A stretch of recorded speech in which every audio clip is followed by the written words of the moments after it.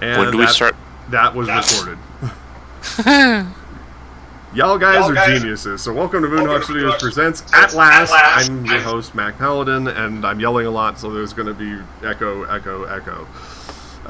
And here's the theme song.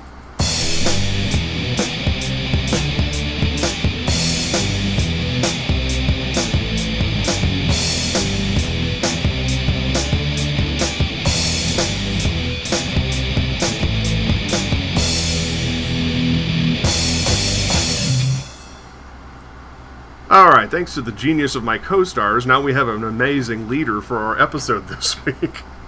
You're welcome. Everybody's fired, get out! I did not say anything, so I'm not a part of that, so I'm clean. No, I made the Star Wars reference. I was like, could everybody just stop trying to get your 2 cents in so that way I could actually get this show started after like 5 million years here? No. Yeah, Actually, that sounds it's about actually right. 50 minutes, but hey, we're on the air. That's all that matters. Yeah, it's not 50 million years, Mac. It's 50 minutes, okay? We're just 50 minutes late. Okay. Allegedly, we have a great program for you tonight. As always, I am your host, Mac Paladin, and this is Moonhawk Studios Presents. And of course, before we get to the guest, we will do our quick introductions here. Of course, I'm Mac Paladin, and my co-host, Adam Dayton, is here. Tick-tock, tick-tock. We got Kevin in the house. Service. Yes, I'm Kevin. Hi. We're late. We're sorry about that. Let's get rolling. That's right. Petty fan.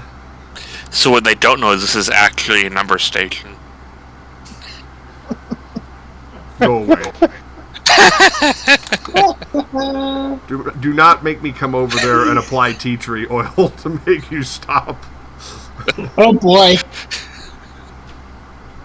The Galax is here. Yes, that is a thing that I am. And, of course, bringing up the musical accoutrements is Kira W. Hi, everyone. It is I. Also known as your friendly neighborhood Varias. Yes. Thank you for that. All right, quickly, everybody just blurt out your news, and let's get this going.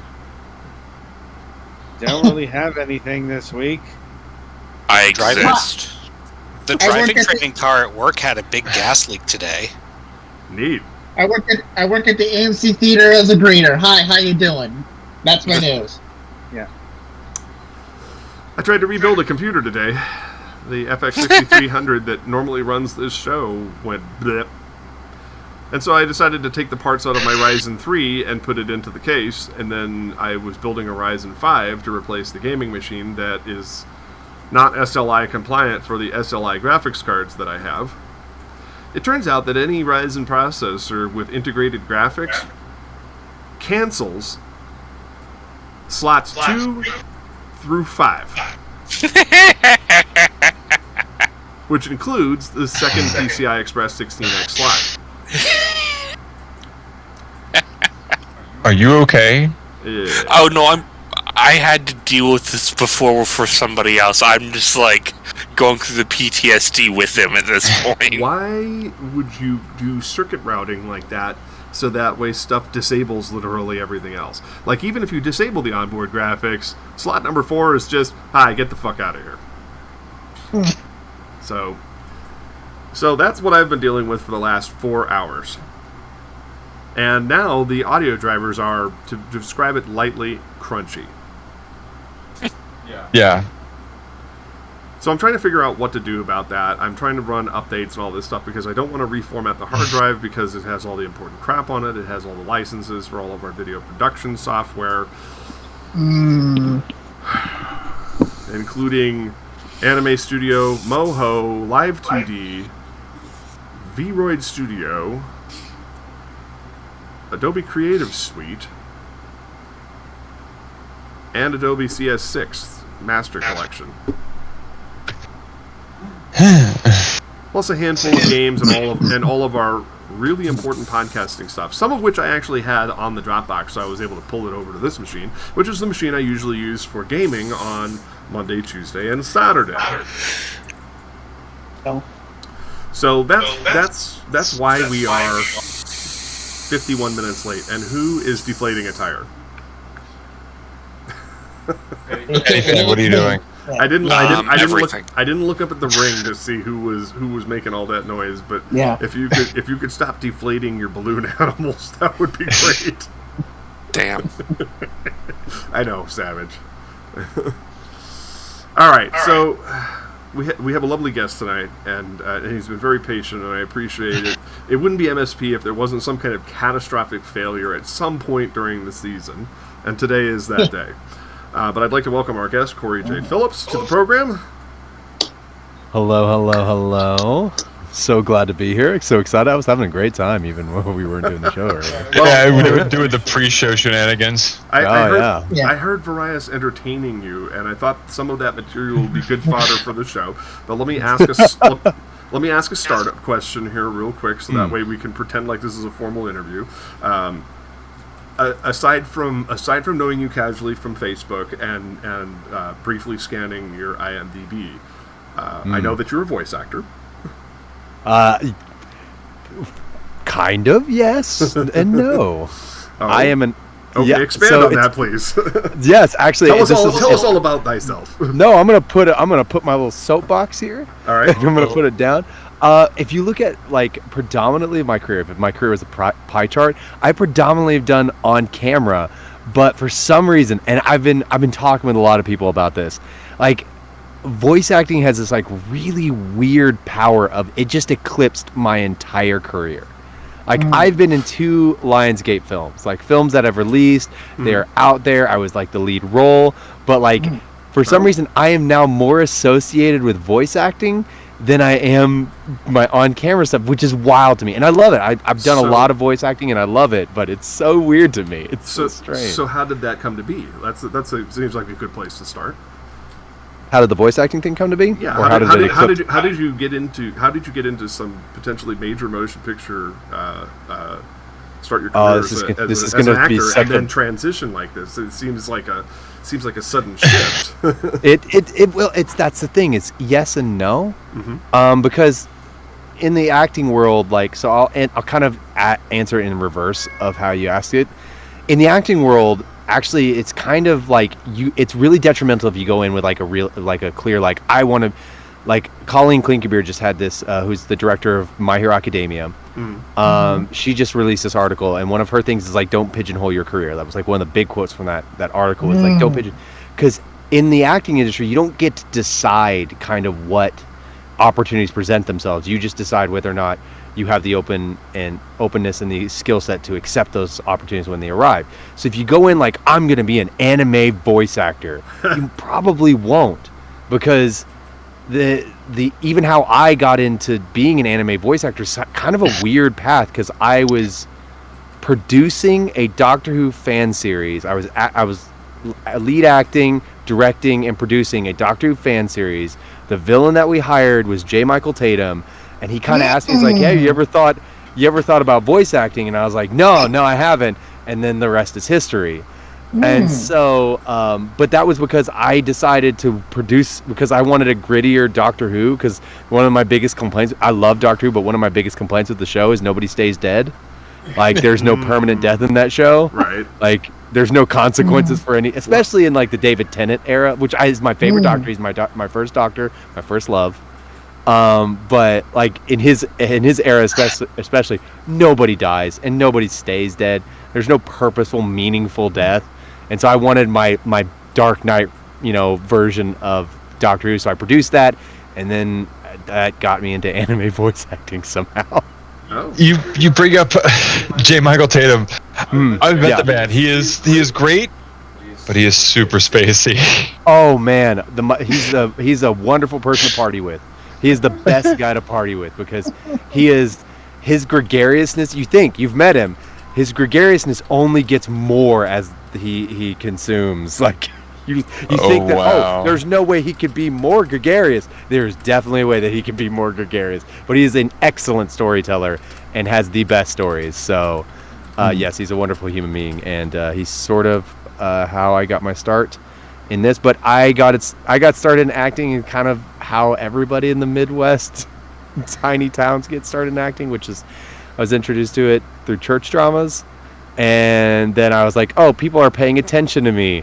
and I was homeschooled at the time, and I was homeschooled all the way to my sophomore year, and I was weird, and so nobody paid attention to me. So it was a way to get people to pay attention to me, and then I found I was kind of okay at it, and I started my own improv troupe in high school, and I ran the improv club in my high school, and then I turned the improv troupe into a touring troupe out of high school, and then I turned that touring improv troupe into a production company, which in turn I started producing my own creative content. Wow. And then I got an agent, and now I'm here.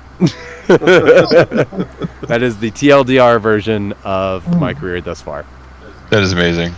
I love it. Wow. So tell us about these Lionsgate films. Okay, so one of the beautiful things about the industry that like a lot of people don't know is that like whenever I'll do a lot of conventions. I do a lot of convention shows. I actually have the most I've ever had this year. I think got close to like 15. Like it's like there's one point I'm going to be at cons for like 5 weeks straight. It's going to be wild. But I do a lot of like different kinds of panels, and one of the panels is like talking about the industry, and Hollywood kind of makes up for like 1% of the working actors. Like that's 1%. It's a very tiny margin, but there is like a whole subsect of like different pay grades. Like I do this full time, and I've never been in a Hollywood film.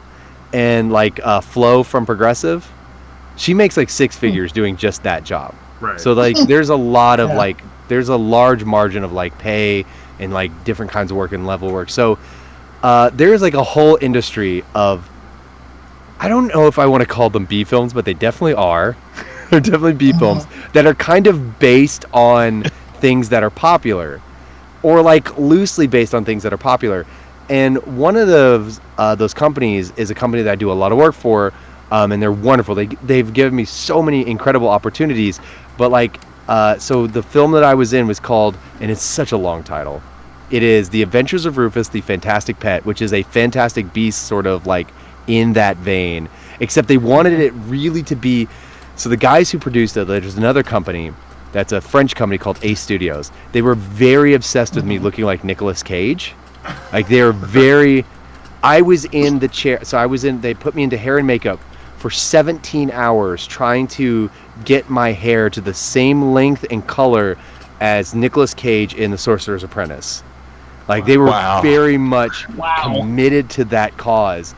But the film is super fun. It's a kids film. It's a little camp, but it's awesome. And I get to be a wizard. That's also, and the writer was like, yeah, I loved you in your Doctor Who thing, so I want you to be kind of a Time Lord. So I'm like, I get to be whimsical and loopy and kind of like all over the place, and I get to fight a dragon. And then the next film I do for them, I get to be a dragon. It was awesome. So nice. Yeah. But the second film that was also, so that one was distributed by Lionsgate. And then another one was this one that hasn't been released yet.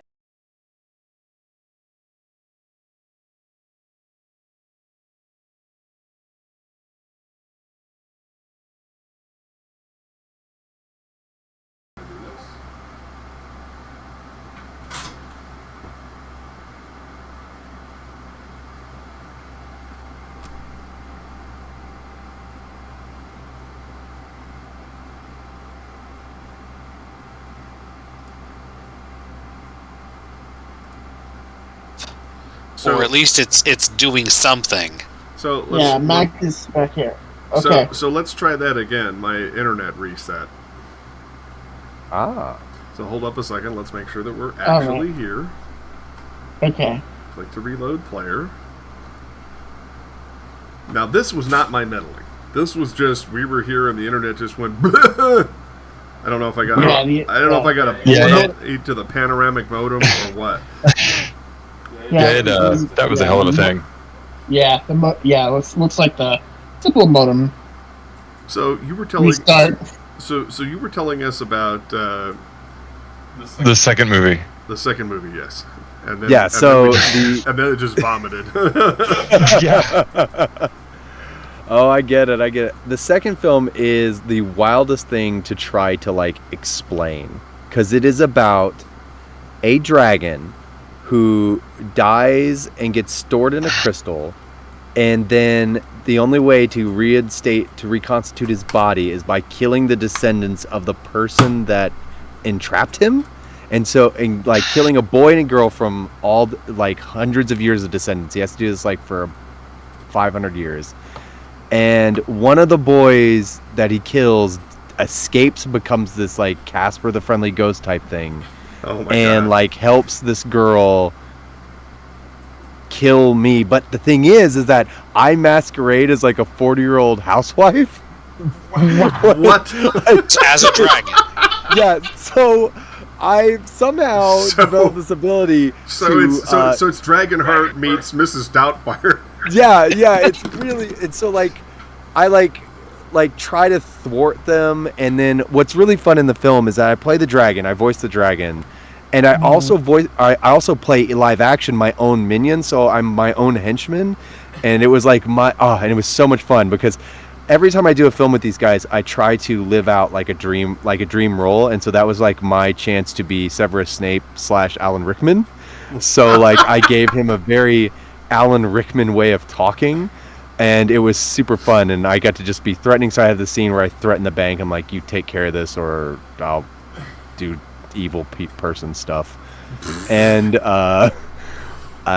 but yeah, it's like a red herring apparently, and then in the end you find out that this 40-year-old woman that's been kind of like weird about like the house is actually me, the dragon. And then like they have this final confrontation. I get stabbed with a lightsaber that's actually a little more like a light dagger, and I die or get stored in a box. And then I get stored in a box. They shatter the crystal, and the crystal, one of my shards, like possesses the banker. So there's possibly another film. Equal hook.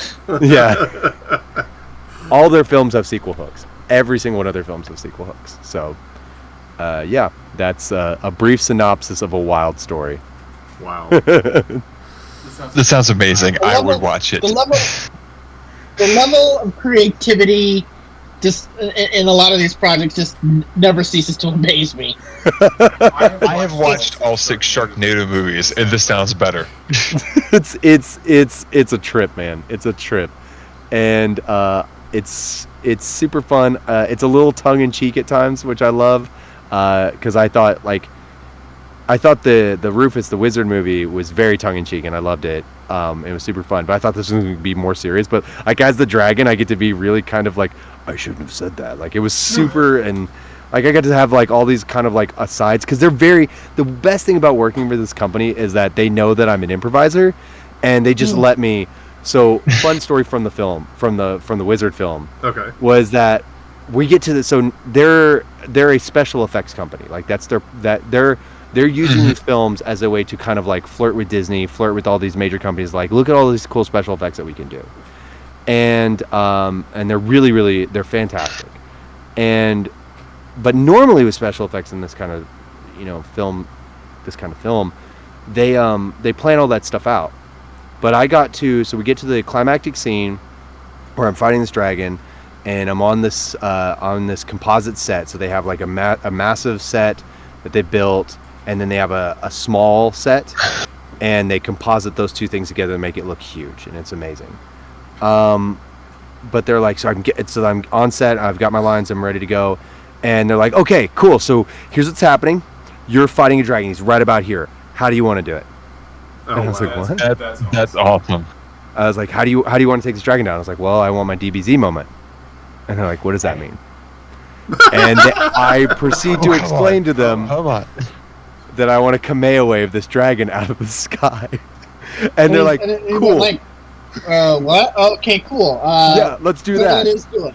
Yeah. And so like I full on just like, oh, and like they make rocks start floating up. Like they got two leaf blowers to like make my hair like stand up and like blow out of the way, which was funny because on the set this was an indoor, this was like in a sound stage, but they had brought in all this dirt to make the ground, and like they had packed it down, but they put the leaf blowers on the floor.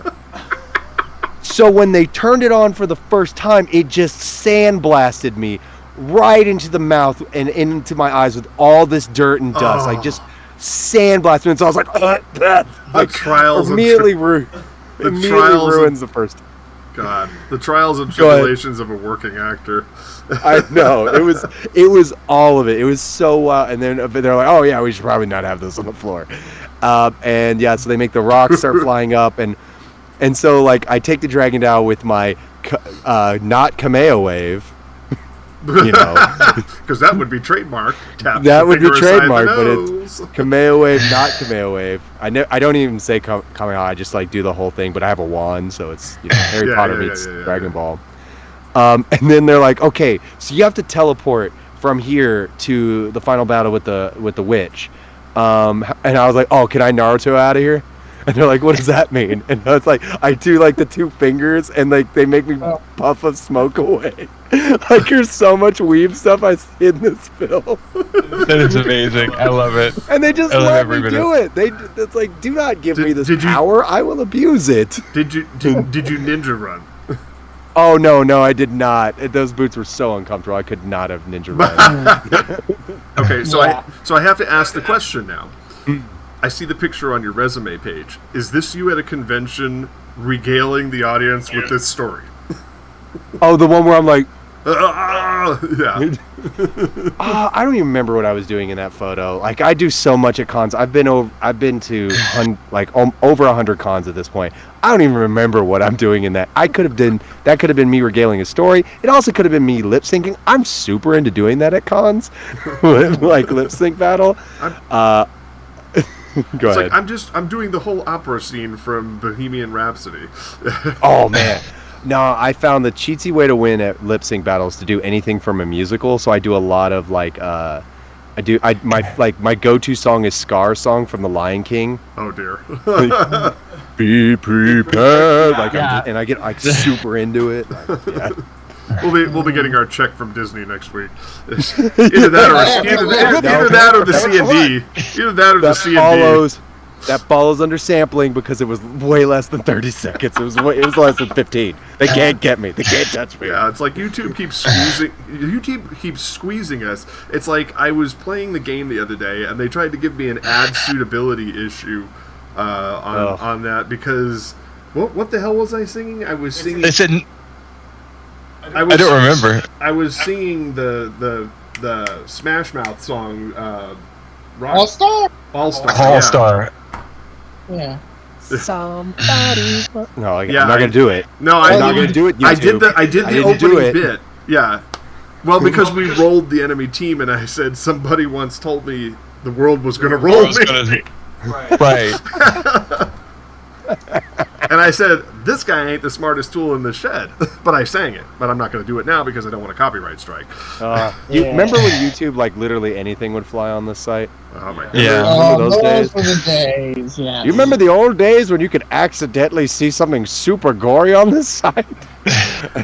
and there was YouTube poop? And remember when the creative content was actually favored somewhat?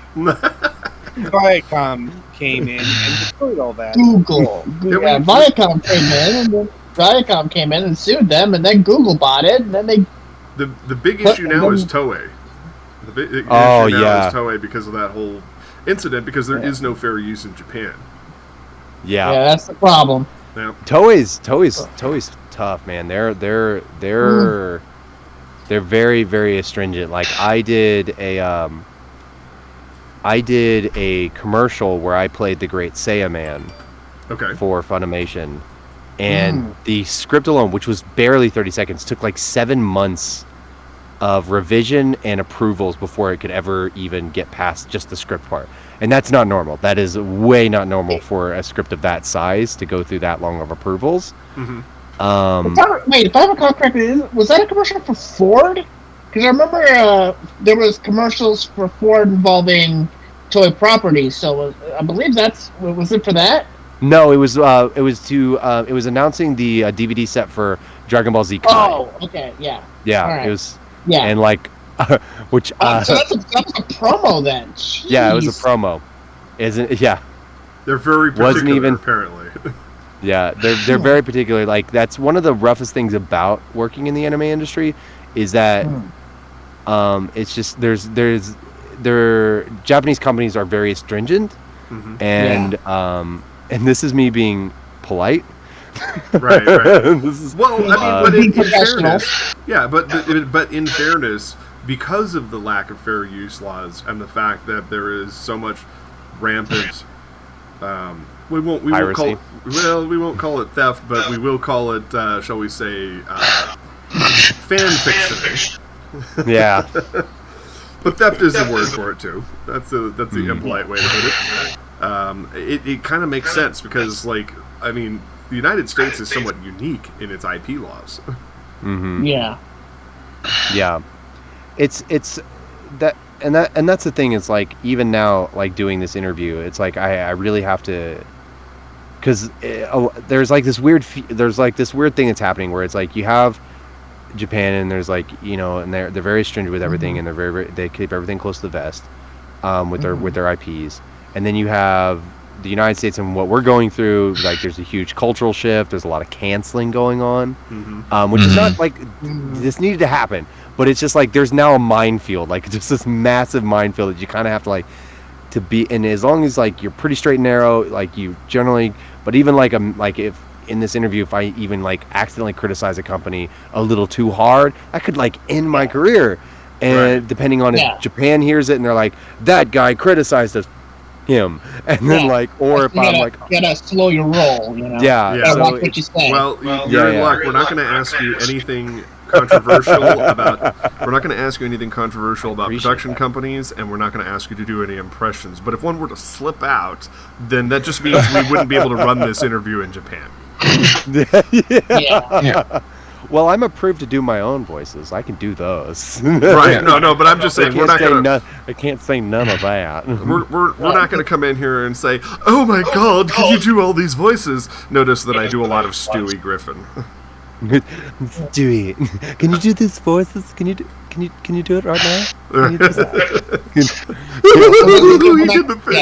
We're not going to put you in a box. Yeah. Oh, Seth MacFarlane is usually pretty cool. He's super cool. He's not going to come get me. Cool. He's not going to come get my. He's not going to come get my. He's not going to come after me and my tens of viewers. Oh man, you know who would though? Paramount. They would come after. That's why we're gonna make. So That's why we're gonna make about 4,000 Star Trek references, including dialogue and character impressions. So in the earlier part before we got started, you started to say something, and I let it go because they too. But Fire Force. Ah, yes, Fire Force. That was my first semi like major role. Like, it was a semi larger role that like when I started really getting fun stuff. I played Yona, the villain in that show, and I love playing villains more than I love playing heroes, because heroes, the whole show rides on them. There's a lot of pressure. Villains, there's not so much pressure, so you can do a lot more and you can get away with a lot more than you can with heroes. Not to mention, I just don't have a high enough voice for most of the heroes that they like. But yes, playing Yona is great, because the best thing about it is, like, I mean, it's very rare that you run into an insane character that you actually get to play, because everybody loves playing insane. It's like the kind of like the actor's standard, like, oh, I want to play a crazy character. But when you finally get to, it's super fun. But they're very rare, and so his thing was. That's pretty much the zone we were. That's pretty much the zone I went to. I went with Tomura from My Hero Academia. My Hero. Mm-hmm. Yeah. For our villain Vice in the Lavender. In the Lavenders. And I just went full on. Do you not know your numbers, Detective Lavender? And I'm quoting Bible verses while dismantling a fire hydrant. Right. Yeah, no, it's for him. It was like, the thing was like I had to make that decision kind of quickly, because that's a kind of a thing that you don't know. Like, most people don't know about the industry, is you don't really know you're going to record for a character beforehand. You especially in the beginning. Like, I was scheduled for like a 2 or 3 hour slot, got brought in, and then I was told then and there, I was like, all right, you're reading for this character, here he is, and this is what he's like. Go for it. And so I had like all of 5 minutes to make up. And the thing is, it's like so there's a director I've done a lot of work with, and he's a wonderful human being. His name is J Phillips, and it's funny because he's like he's got my typecast. He's like, oh yeah, you're my creepy dude. You do good. You're like, well, Like all the money. thanks. And I'm like, thanks? Question mark? Because the first villain I did for him, which was a kind of a more minor role, was like a sort of the same vein where it was why would you spend ye ignorant? So I just basically did that voice again, just a little more like drolly, and then like he gets super fast, because Yona has like a lot of moments where because he's apparently like 500 years old, so he's super insane. Like he's just lost all touch with reality, so he just kind of and he's also like just comes in, says exposition, and then like pieces out. Like he's like, oh no, this is the part where this thing happens, bye, and just, like pieces out. Oh my god. But yeah, no, so I sort of I only had like 4 or 5 minutes to make up a voice, so I was like, I'm just gonna do this other thing, and I did so it's slightly modified, which is kind of what happens. Like the industry has moved away from, so a lot of why dubs were terrible back in the day is because they were heavily influenced by Western cartoons. And the reason why Western cartoons are the way they are was because there was no money in them, so they would just hire one dude to do like 50 voices. And so he had to do these like very toony voices in order to differentiate himself from the other 50 characters that he's playing in the main cast. Yeah. And that sort of framed whenever they started dubbing. But the thing is like anime in Japan isn't dubbed like that. They don't put on voices. They just basically do their own speaking voices for the most part. Some of them do, some of them put on, but for a lot of them, it's like you listen to like some Japanese voice actors, they sound the same in every single IP they do. And so they're just not voiced that way. And so when they got dubbed, they were kind of dubbed with these like very, very cartoony voices, which didn't seem to fit the context and animation, but it was kind of what everybody was used to. The screaming in Martian Successor Nadeshiko. Yeah. So the 1998 classic, and I make air quotes with my fingers. Classic. Yeah. And so, but now it's transitioning out of that as anime is starting to be taken more seriously as an art form and as animation as a style. It's moving away from the era of like doing voices and just like you kind of get either you find your money voice, which is like the voice that you're going to get booked to do a lot, or you're going to just do your voice slightly modified. And that's predominantly what it's been for me, other than Ryu's and Yono, which is obviously a lot of affecting and affectation, but he's the villain, so it doesn't really matter. I have an absolute agreement with the villain thing because villains are just always much more fun. Oh man, they're so much more fun. They're so much more fun because the audience will rationalize anything you do because they're like, oh, he's evil. Anything he does is rationalized. So, but heroes, it's like they have to like. There's just a lot of pressure with heroes because I played this one hero character in this anime called Stand My Hero's Piece of Truth, and the show's riding on you, so the audience has to like you. So the audience and the story you're in the right, and there's just all these things that are kind of piled on top of it. Like the show is not writing a villain half the time. Like villains can be killed off immediately, and then or they usually die or some, and so there's a lot less pressure. But with heroes, it's like you gotta get this right, and the audience has gotta love you. And that's why I know it takes so long for some voice actors to find that role. Like a few years ago, my friend Sean Chiplock just got his first lead role in ReZero. But he's got a long hit. You know Sean? Yeah, I haven't met him yet because I just am familiar with him online. He also did that bird in Zelda, which is awesome. So yes. Yeah. But yeah, he did a lot of like bit here and there all through for Funimation for years before he finally got a leading role. Like when he voiced Diabel in Sword Art Online. Oh man, that's not a bad role. It's not a bad role. And he laughs about it. We talked about it, and he said, "Oh, the kill stealer." That's how he views it.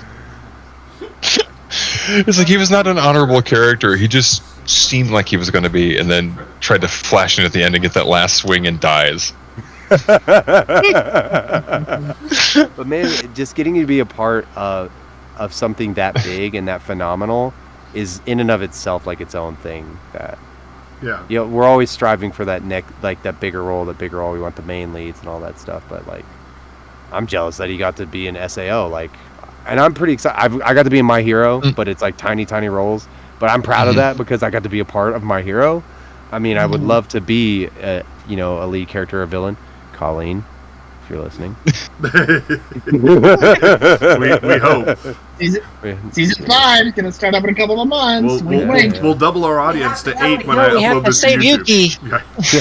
We'll double our audience to 8 when we upload this to YouTube. I don't know. It could be like voice acting has a weird following. Like, they are vehement.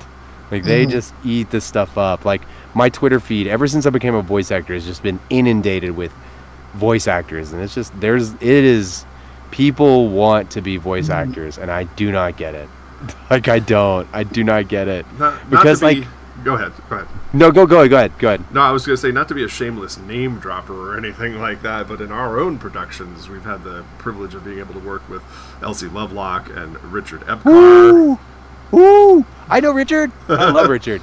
I feel like I got if to you hang out in the hot tub with that guy. I feel like, wow, hey. Yeah, if you don't know Richard, what rock have you been under?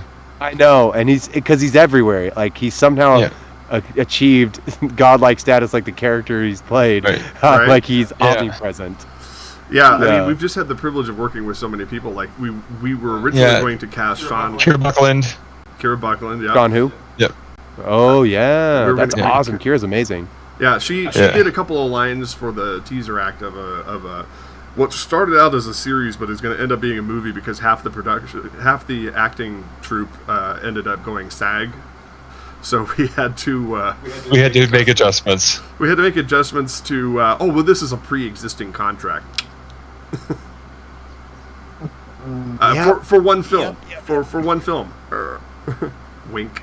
But yeah, Sean was going to be the voice of Admiral Gilead Cobalt, and that was and what's hilarious about that was we were like Star Search for about a year trying to cast the lead in Starship Moonhawk, and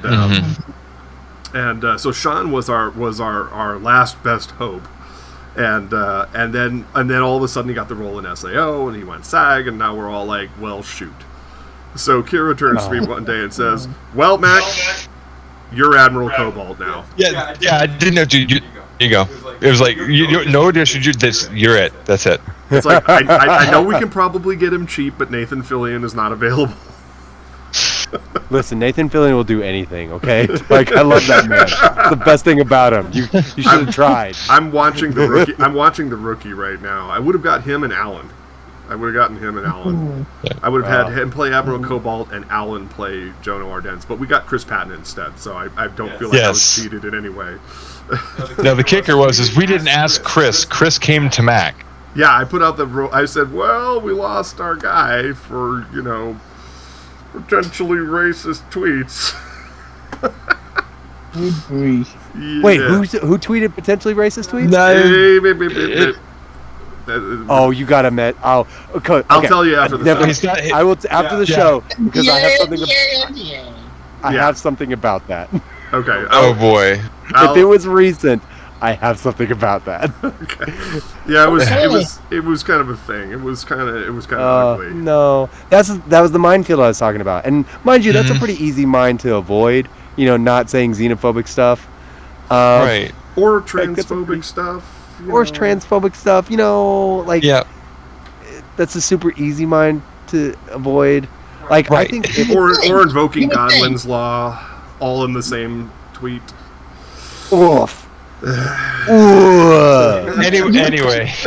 You would think it would be easy, but before we keep running down this rabbit hole. Yeah, I know. It's an interesting rabbit hole.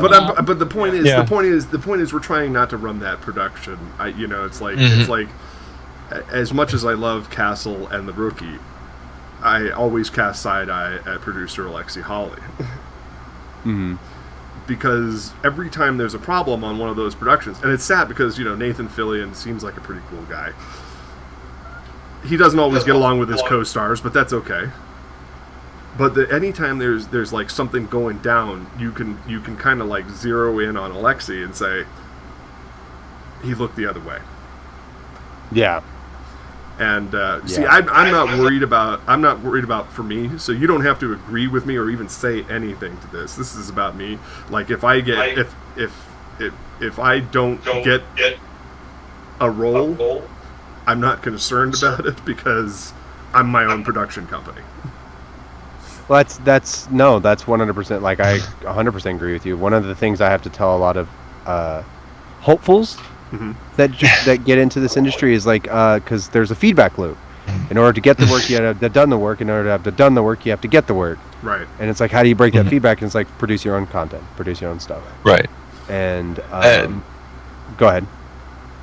When we first started, we were going to do an audiobook. That was how this started. It was going to be I had no idea what I was thinking. A dramatic audiobook. So we talked about it, and I said, all right, so I'm going to put some feelers out. We're going to start doing auditions for these roles. So I'm getting all the auditions, and I'm vetting these auditions, and then sending them over to Mac to listen to. And then we're going through all these different people who are auditioning for Cobalt. We got people who are auditioning for Solis. And we've got this one character, Rachel Harrison. And I got 2 different auditions for her. And the third one that came in, I was like, I will listen to the others. But this is the one. But this is it. And I said, you need to hear this. And I said, I'm going to send this to you right now. Go listen to it. And that's how we got Olivia J. Brown. See, that's and you can't get attached to this stuff because that right there. I mean, it's 1,000,001 things that can go, and especially nowadays, like with. Like if you post, like you want to like inundate yourself, post a casting call on Twitter and see how. Oh god! Believe me, I've gotten that anytime I do it on Facebook. But of course, now that we've talked, now we got to talk. Now you and I got to have a conversation after the show.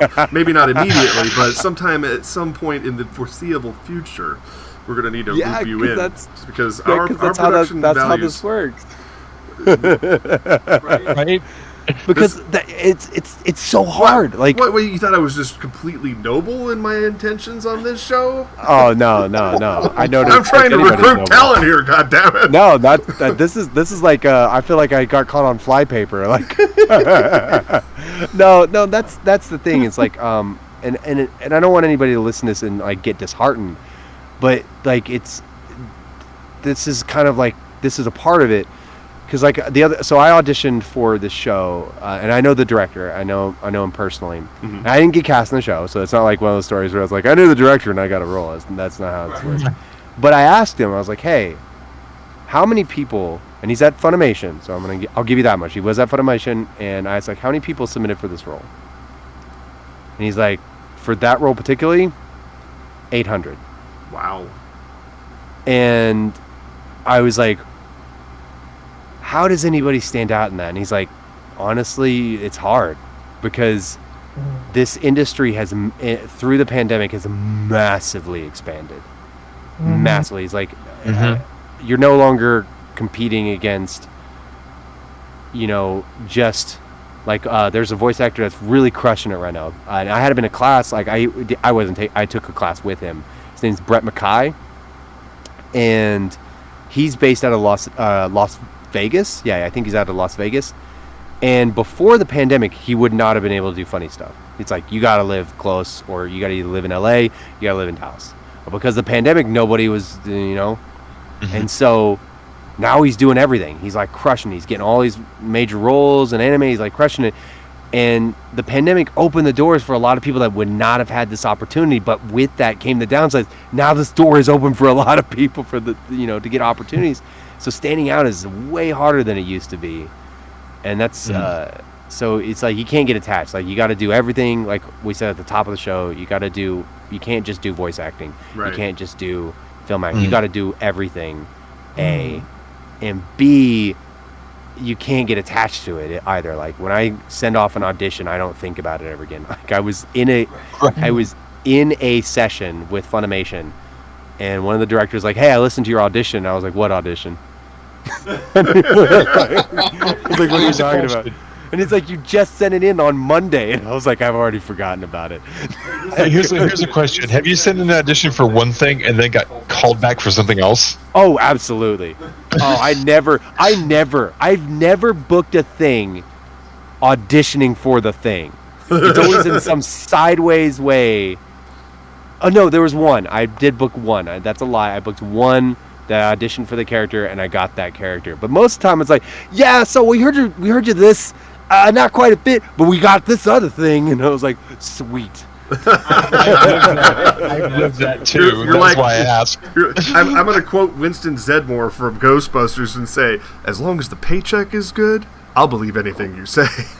Oh, there's a voice actor named Matt Rudd. He's wonderful, and if you ever have the opportunity to interview him, you should. He's a riot. But he also said, he's like, yeah, that's kind of at the end of you're gonna get to a point in your career. So I was talking to him, I was like, man, I'm not getting as many lead roles as I want. And he's like, honestly, dude, in this industry, it all pays the same. So who cares? Just do whatever you can get. It all pays the same. And I was like, it's like, you'll get to that point. You'll just get jaded. Everything will die in you. And you'll just be like, as long as the pay rate's the same, I don't care. Yeah, I mean, it's like the only struggle for me is in attempting to become some kind of influencer and or Twitch guru is my age. You know, at 45, you know, I started it.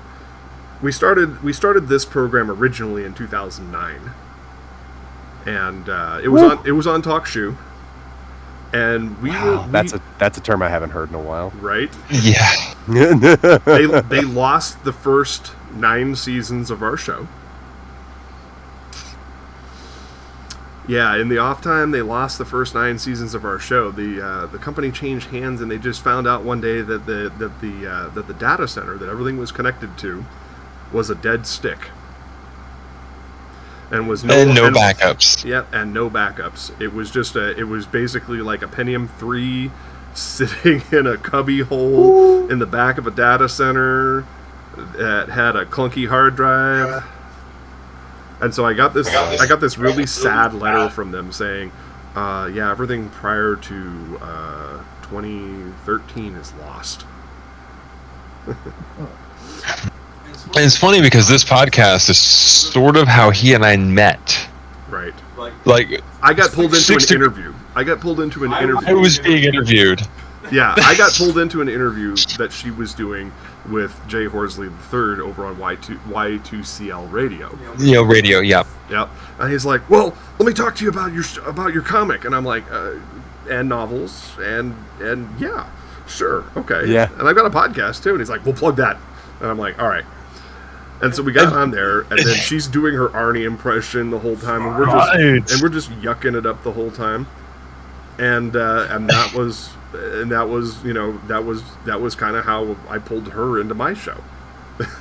You should come on my show and do that. That'd be really cool. much to Adam's eternal chagrin, right, Adam?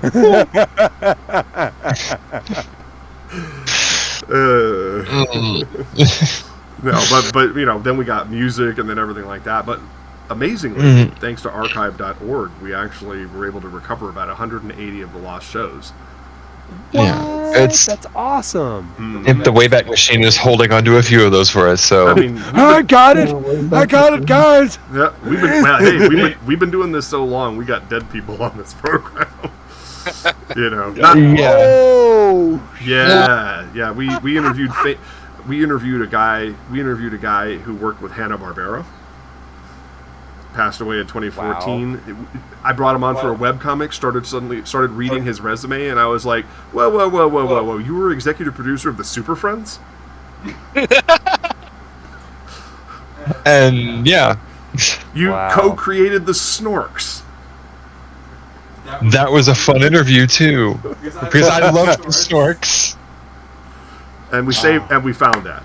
You know, it's just It was great because archive.org actually created this podcast preservation project. And they had been spidering all of these MP3s for decades. And so, but it wasn't until 2020 when they finally put it all out. And it's like, you sort it. Go, do this thing. It's wild. Like, so I just recently became like familiar with the sound market, like the sound, like that. There's the sound archive, Right. like the National Sound Archive, and that there was like a huge theft of rare sounds. Right. But like it's wild. Like I love the internet for that reason, of just finding out like, oh yeah, by the way, there's this whole like culture of people that are super into the preservation of sounds. And like one of them was one of the ones that was stolen was like Babe Ruth talking about quails. Like it's just him not talking about baseball. It's just him talking about like quail hunting. Right. That was stolen. Like somebody stole that and tried to sell it on eBay for like $30. But It's pretty amazing because, like, before she passed away, Majel Barrett Roddenberry recorded an entire phonetic library and key phrases so that way she could live on as the Federation computer voice forever.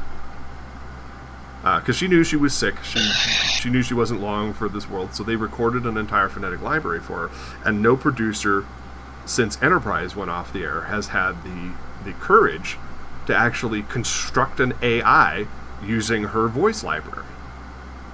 On every Star Trek series subsequently, they've used someone else. And I think that's cool. It's like there is a huge debate going on right now in the industry over whether, over whether or not we should give fresh opportunity to new people. But when you have something as iconic as that, it creates an interesting quandary. well, it's kind of like the Princess Leia thing, where it's like, do we do this? Do we not? Like, I am firmly in the camp of they should have recast her. I am too. The show must go on. We need to get more comfortable with having characters be able to be played by multiple people and not have that be a big deal. Well, as we know from historical precedents, Olivier was not the only person who could play Richard III. Mm-hmm. That's why we have understudies in theater, right? That's why we have up and comers. That's why we have productions all over the world of the same thing, of the classics, as they say. So if the show must go on there, why can't it go on in Hollywood? Why is there this weird sentimentality that has no real place in a business transaction? I've never quite understood, because they've done it multiple times with Cuba Gooding Jr. and Don Cheadle. Mm-hmm. Right. Or is that Terrence Howard? Terrence Howard. I always since the movie confuse those two guys every single time, and it's ridiculous. Terrence Howard, god dang. But like Doctor Who, that character's been immortalized for being played by different people. Sherlock, I don't like. It's okay in certain areas, but not in others. Like, it's weird. It's really weird. Like you said, this weird like sentimentalism, but at the same time with the voice of the computer, because I'm a huge Star Trek fan. I'm a huge Trekkie. Next Generation's my introductory, so I'm all about Next Gen because Patrick Stewart is everything. We were actually discussing Patrick Stewart earlier today. Which reminds me, yeah? I'm waiting till midnight rolls around here so that way I can watch episode 2 of season 2 of Picard. I have not seen Picard. Oh, first season's a little rough, but second season's starting to, as they say, grow the beard. Okay, can I give a hot take? Because that might make some people mad. Let's hear it. Go ahead. It's a little rough to watch Patrick Stewart look exhausted in every scene. It's a little rough. Like, I feel kind of bad for the guy. That is plot relevant to the first season. In season 2, he's a lot more energetic. Okay, so that's a plot thing. I thought it was Patrick Stewart being super old. Like, I thought it was just him being. He is also not a young man anymore. I know. They make a point of that, but him being tired all the time, He's looking a lot better in season 2, but I can't Okay, tell you 'cause- why, because if you haven't seen season 1, I'm gonna watch it now with your recommendation. I'm gonna watch it. I'm totally gonna watch it. But I saw a few clips and I'm like, I watched like a little bit of the first episode and I'm just like, you seem exhausted, guy. Like, should we have done this? It's Should we have a callback to the series finale of Star Trek: The Next Generation. I've watched this 3 times through. I'm trying to remember what in you're the referring to. in the episode he had Irumodic syndrome in the future. He does. timeline. Oh, right. That's how it ends. It ends with that in the poker game. Yes. Yeah, the future version of himself in one of the possible futures, he has Irumodic syndrome, and he has a brain abnormality that can lead to any number of different dementia type disorders. Yeah. So it's plot relevant. Okay. That's all I can I'm say. gonna take that. I'm gonna take it. I'm gonna take your recommendation. I'm gonna barrel through. It's kind of like what I had to do with Doctor Who, where it's like the first season's rough, just get through it. And I was like, cool. Yeah, you have to take it with which that grain of first? salt. Yeah, you have to take it with that grain of salt. You have to take it with that grain of both salt. first seasons, Also- no matter what I'm talking about, rough. Yeah. Also- So also- here's the kicker. What's up? You first. I was going to say that the theme is kind of deconstructing and reconstructing Jean-Luc Picard.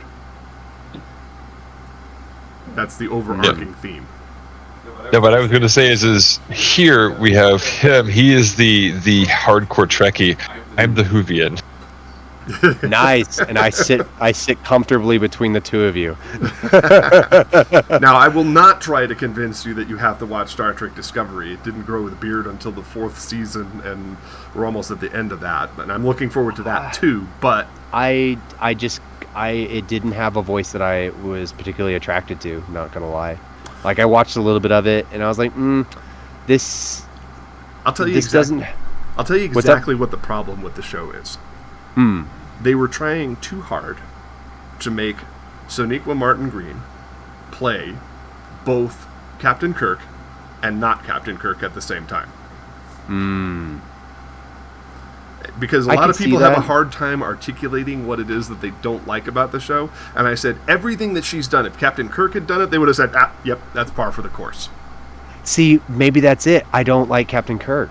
Right, and she can't I've play. never been a huge fan of Captain Kirk. I find him to be kind of like an archaic holdover.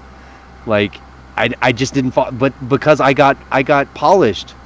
My first captain was polished, regal, in Stewart, Patrick Stewart. I didn't get. He's an academic. He's learned. Yes. Yeah. He's powerful without being physical. Yeah. Although a lot of things that are stereotypical about Captain Kirk are not as oft common or true as come up as often as you would think. And also, to quote or paraphrase a thing I read once, one of the two between Kirk and Picard graduated top of his class in Starfleet. One of them got stabbed in the heart in a bar fight. It's not the ones you think it is. I know, and I love that. I love that about him. Yeah. I love it. It gave him it gave him perspective. It made him seem like a more rounded character because, he's like, well, the worst has already happened because I almost died. Yeah. My thing with Kirk, and this is going to be a kind of a hot take, is that it feels like Kirk was kind of written like some 14-year-old boy's fantasy of the coolest guy. Like everything kind of that he does is like, this is what a teenage boy would think is the coolest guy. And you know why you think that? You know why you think that? I'll tell you why you think that. Because you've never seen the uncut episodes of Star Trek. You've only seen the syndicated versions that are 10 minutes shorter. Really? Okay. There's a lot of depth of character. If you want a special tour of Captain James T. Kirk, go watch the remastered episodes, whether you find them on Netflix or Paramount Plus or wherever you find them, or steal them online. Oh, I didn't say that. No, I'm not gonna do that. I've learned. Wherever you can get them, legally preferably. I would watch the full-length episodes. The remastered episodes typically run 50 to 52 minutes in length. Ooh, that's much longer. Wow. Yeah, because you're typically seeing the 43-minute edited versions, and so they cut out a lot of nuance. But if you really want an exploration of the psyche of Captain Kirk, like who he really is, I would recommend episodes like Balance of Terror from the first season, The Enemy Within. That's a good episode. I like The Enemy Within. The Doomsday Machine. I don't know what that one's called. The Ultimate Computer. And Obsession. I'm not going to recommend any Season 3 episodes because Season 3 is bunk. it has its shining moments, but they tried to... I don't know. I guess they tried to make it more of an ensemble show, and it doesn't really work when Jimmy Doohan is, that fuzz face, blah, blah, blah, upstaging Shatner in The Day of the Dove.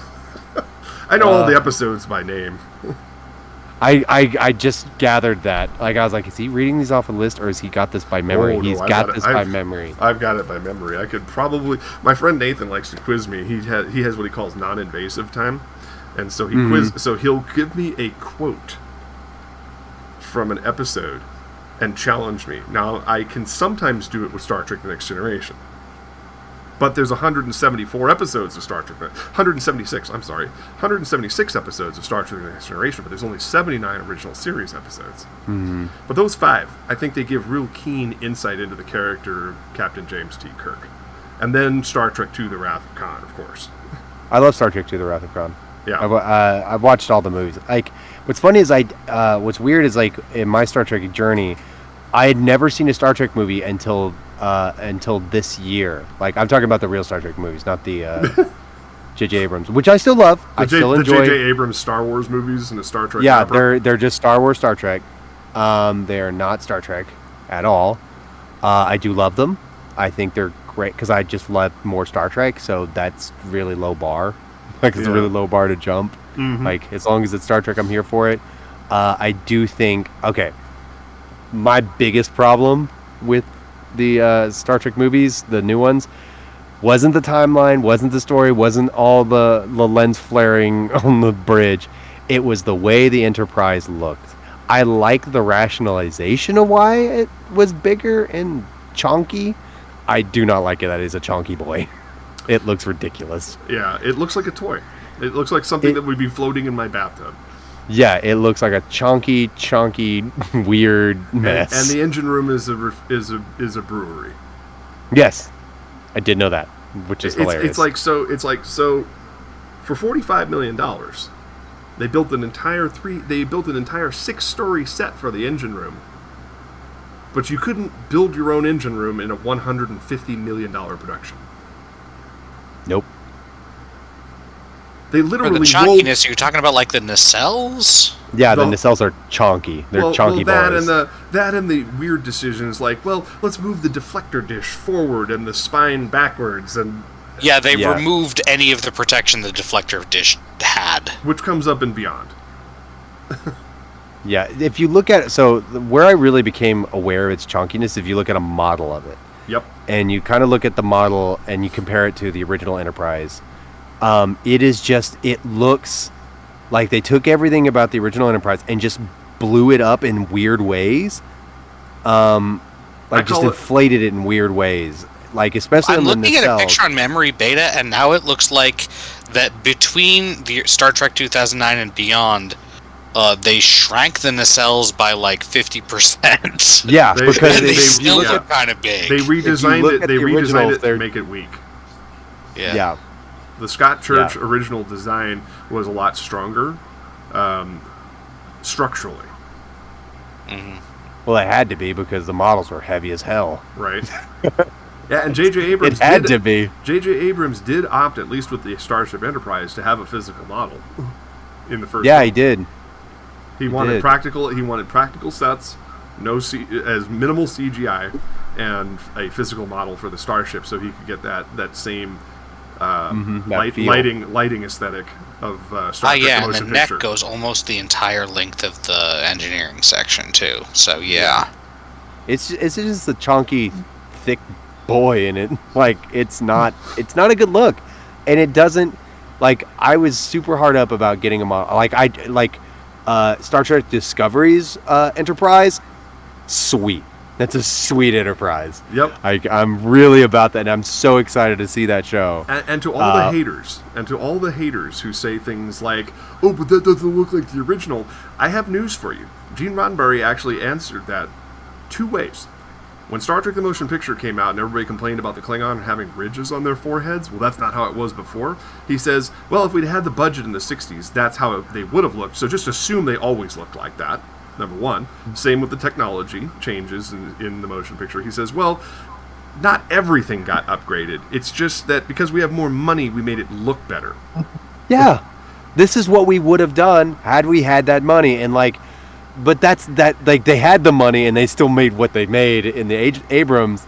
And then, like, you look at it, like, Discovery, when the Enterprise showed up, and it's like, oh, baby. And then the third look point, at that hot rod. Baby, where were you in Into Darkness? Right? And then the third and most important point is that anytime Star Trek, from Star Trek The Next Generation onward, conflicts with the original series, assume that that's new canon.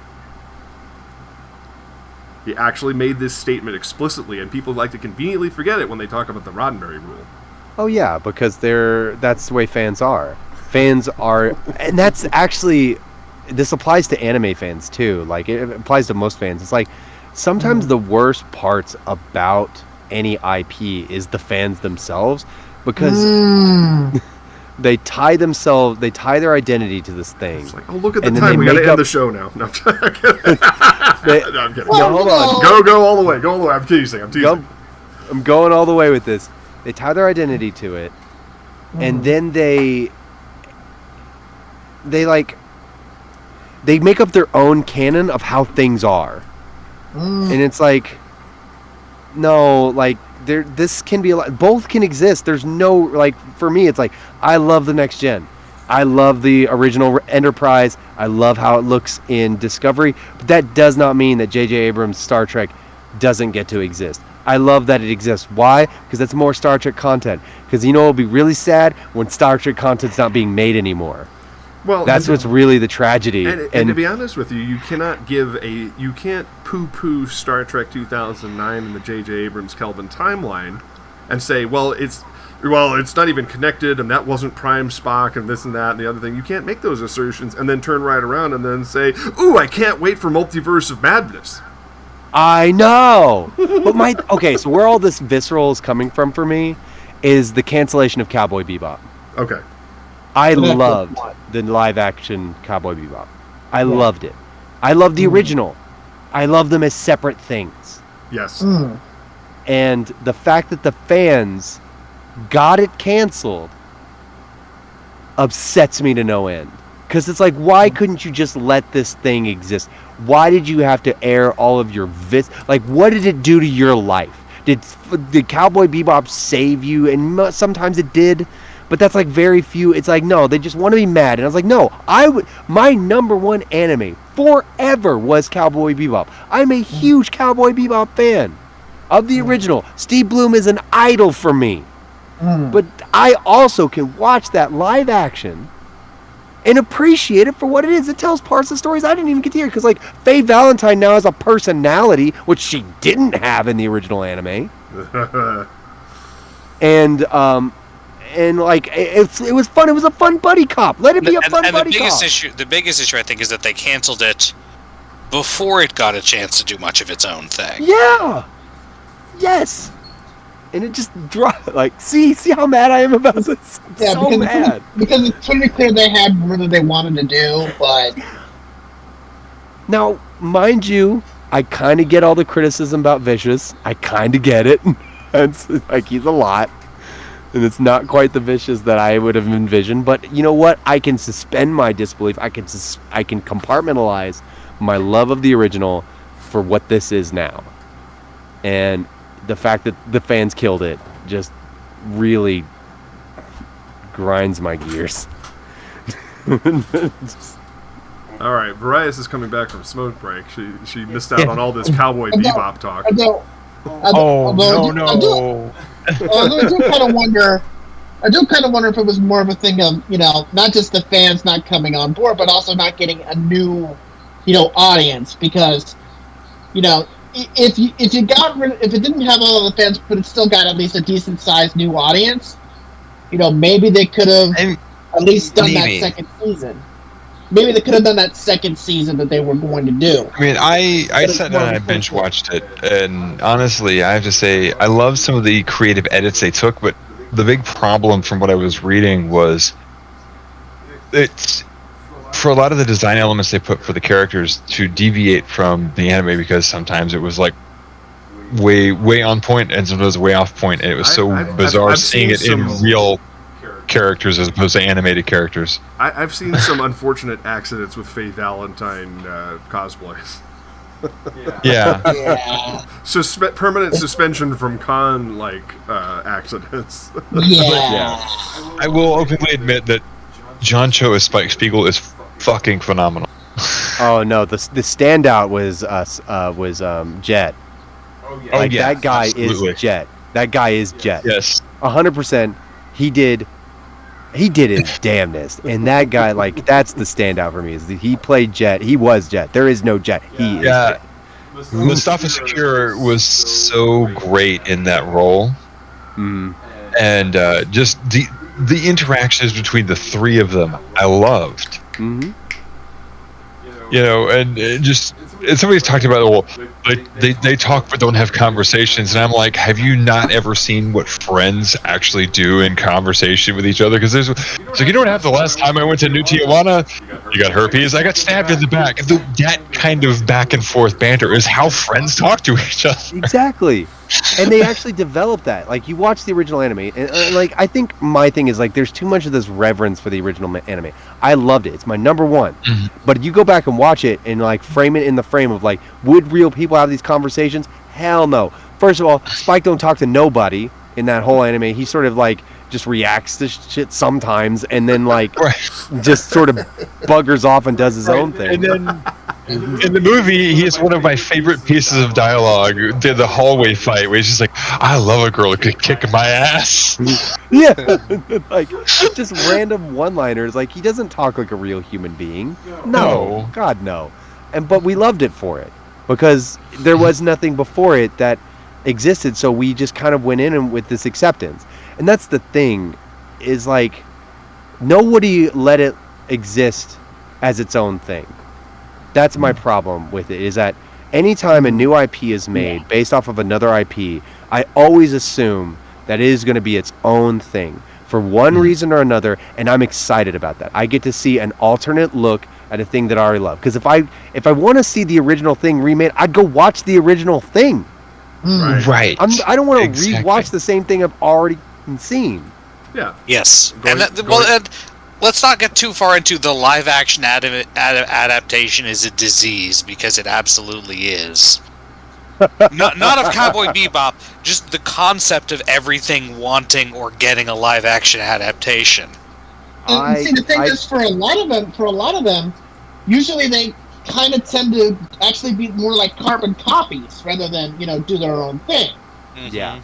So we should keep that in mind too. It's not. It's a lot of these are usually you usually come in and decide to do a carbon copy, and like you just said, it's if I wanted a carbon copy, I'd go see the original. Mm-hmm.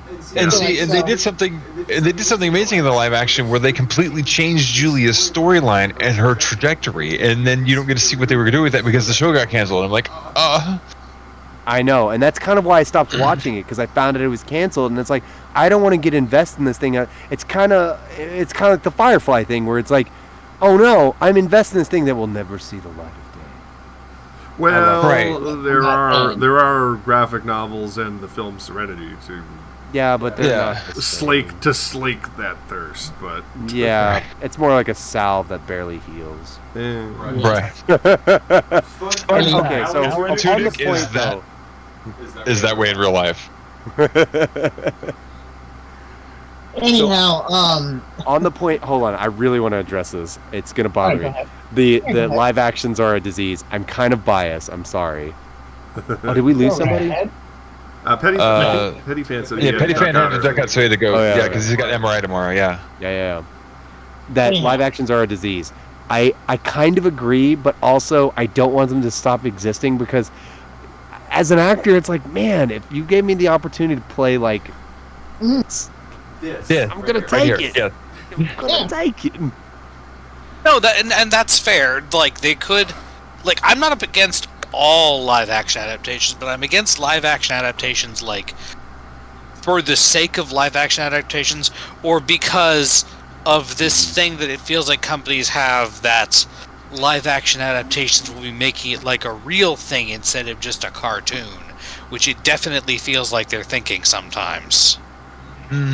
I could see that. I think it's more like, how do we squeeze money out of this thing that's already ended? Yeah, Fair exactly. How do we squeeze more money out of this thing that's already ended? We can't remake it. I mean, I guess we could, but what? Let's do a live action. Let's do that. It's like, and that. Wow. Like to give you two examples on the sour side of things. The Last Airbender movie Yes. Ah. Yes. and Netflix's Death Note. Yes. Yep. Those are two examples right there. The Last Airbender movie I don't think they could have done unless they broke it up way more at all. Well, there were a lot of other. Netflix Death Note could have been fine if they just done a different Death Note thing set in America and like done a good job of it. As opposed to here we have Light somebody else in San Francisco. Like basically trying to do everything about Death Note, but just simply Americanized and in America. Although I have to put air quotes because it was actually done in Canada. Oh. But Let's not forget about Dragon Ball Evolution. Oh God. All right. We're spiraling out of control here.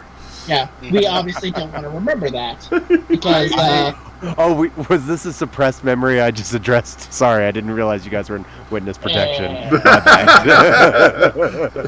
I forgot about that movie till you said that. I feel like that memory's more under house arrest with an ankle bracelet. house arrest with an ankle bracelet. How about a house arrest with armed guards outside? It's in the gulag. We don't talk about it. But the ankle exactly. bracelet explodes. Yeah. That's different. Yeah. Anyway. All right, so we're getting to the 1 hour and 15-minute mark here. We managed to get at least 10 minutes in before the. All right, so let's do our wind down here. So Cory, what have you got coming up as far as convention appearances, stuff you'd like to tell people to look out for? As always, follow. The best thing that people can do is follow me on social media. Cory J Phillips. You can follow me on Twitter, Facebook. I do a lot of TikTok stuff. You can follow me on TikTok because support is just a little piece that helps get me noticed and stand out. I've got a bunch of convention appearances coming up.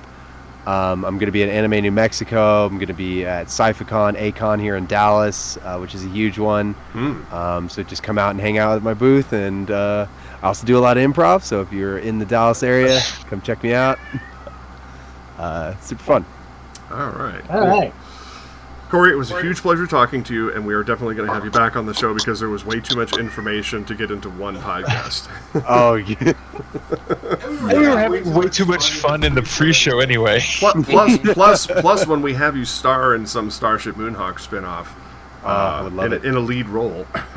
Ooh. Yes. You know what the ladies like.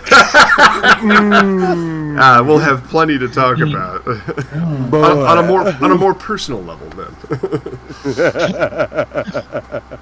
All right. So once again, folks, that was Cory J Phillips, voice actor and actor of stage and screen. We'll probably talk more about his theater career too next time he's on the podcast.